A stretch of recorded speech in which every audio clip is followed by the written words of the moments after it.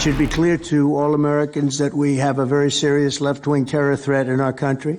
Radicals associated with the domestic terror group Antifa that you've heard a lot about lately, and I've heard a lot about them for 10 years.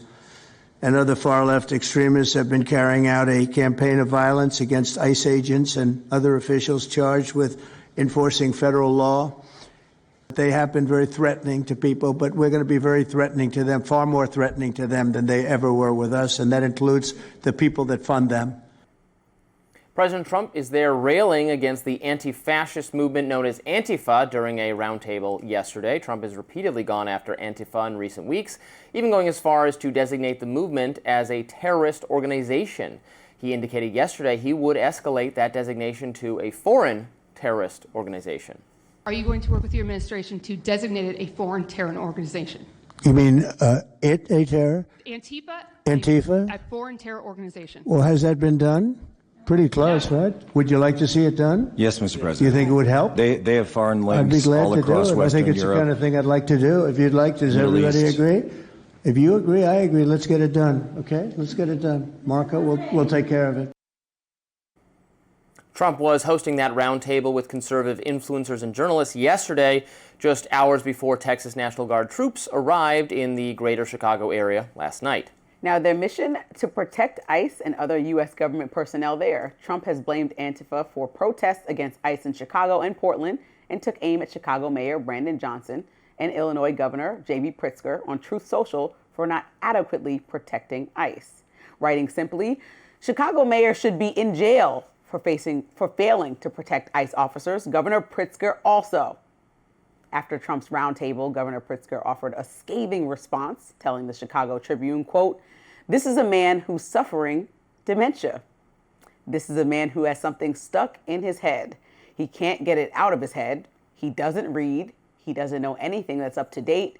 It's just something in the recesses of his brain that is effectuating to have him call out these cities." And as for his arrest, Pritzker responded directly on MSNBC last night. There's one thing I really want to say to Donald Trump.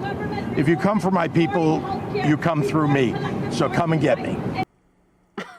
This is just, there are people, like on a serious note, there are people all over these cities, Portland, Chicago, that are actually extremely alarmed by this behavior, because the best solution here would be cooperation between J.B. Pritzker and the president and figuring out, but not a strong arm. It doesn't mean what Trump wants to do. That's not cooperation. A conversation. Cooperation is what happened in D.C. and it's gone great. No, Trump has more authority in D.C. and you know that than he does in Chicago or anywhere else. But conversation to figure out long-term solutions. So there is a huge disconnect about, let's start with Portland, about what people who live there are saying is happening on the ground with videos versus what the one person who's an independent journalist that I know all conservative outlets are sourcing that's saying is so chaotic.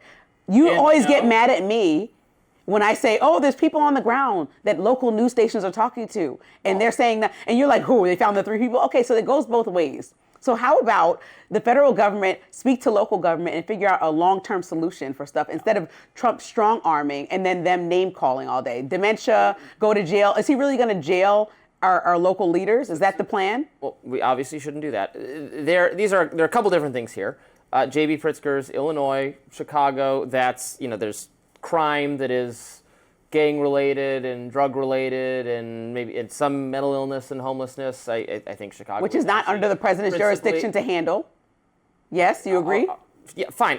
Again, they don't want help. Fine, we won't help them. Good luck to you.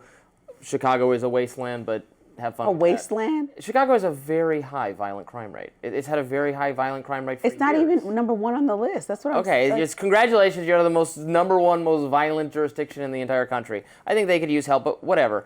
In terms of the Antifa thing, I'm with President Trump to an extent, though there was some, I paid attention to some of this conversation yesterday. It did go a little bit far. It is true that Antifa has foreign ties and connections and origins. It originated as the anti-fascist movement in the UK and in France and Germany and so on. So there is an international component to it. Antifa is less organized and less well-funded than some conservatives are claiming. Now, maybe we could discover, I guess, that it's well-funded. I don't think any evidence of that has been shown thus far. Maybe we'll learn something new.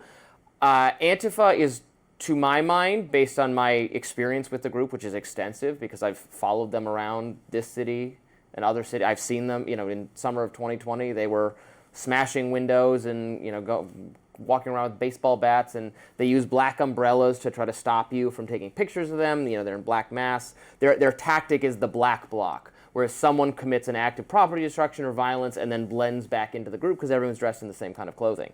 This is a violent tactic. It's more of a tactic than a group. Doesn't have membership. It doesn't have leadership. I don't think. Again, they could investigate it and find something different, but we don't know that they do. Which is well worth going after, because people should not be wandering the streets, smashing things, beating people up, as they tend to do.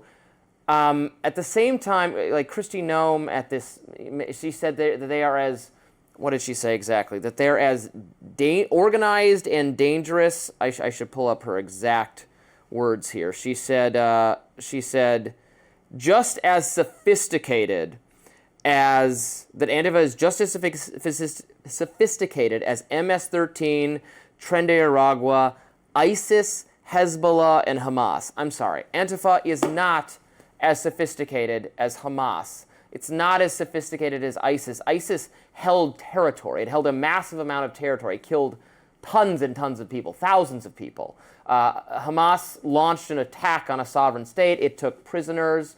Antifa is not holding any prisoners. It's not an organized enough group. It is engaged in violence, and people who engage in violence should be arrested. But let's not pretend it rivals the global impact of ISIS or Hezbollah or Hamas. That is absurd, and that is frankly offensive to the victim, to the people being held by Hamas, who now I think are going to be released based on President Trump's diplomacy, which is wonderful, and we'll talk about that coming up. But come on, people, let's have a sense of perspective here. I think also the fact that the president held a meeting for specifically conservative influencers, didn't invite any other influencers that may be open, like even a Joe Rogan type, and not that he would be there, but somebody who's open to hearing ideas. He just had people who he knew was going to align with his extreme point of view. And he then took the time out to try to conflate Antifa to all people that are his enemies on the other side of the aisle. So you're making it seem like everyone should be related to the most extreme part of the party. And, when you do that on the right, that's a problem for a lot of people on the right. They get upset that you're saying, oh, the farthest fringes of our party represent the entire party. So we've heard this jargon lately with the enemy within, and him speaking to troops or speaking to military leaders and saying, practice in local cities, militarizing them. This is good training grounds, I think is the word that he used. And so when he's using this language and then only inviting one side of the aisle to the table, is he really trying to bring the temperature down in a climate where we all agree that we could bring the temperature down? When he's calling... He's not trying to bring the temperature down. He's trying to bring the crime down. I understand, but even Megyn Kelly does not agree that bombarding a local city or state is the right way to go. She specifically said that she doesn't agree with J.B. Pritzker on much, but she agrees that one thing, if you're going to go in there for immigration enforcement, that's a federal issue. But if you're going to go in there to try to stop crime, that is not the president's job. Well, they're going in there to stop crime against immigration officials. No, he's far overreaching what his position is. And so there's a conversation that needs to be had and coordination that needs to be had for this to be a long-term solution. What he's doing right now is trying to strong arm and then threatening to jail anyone that doesn't bend the knee. Well, I see it a little differently, but we'll continue the conversation. Former FBI Director James Comey pleading not guilty to charges of obstruction and making false statements to Congress. Up next, what people are saying about the case. Don't go anywhere.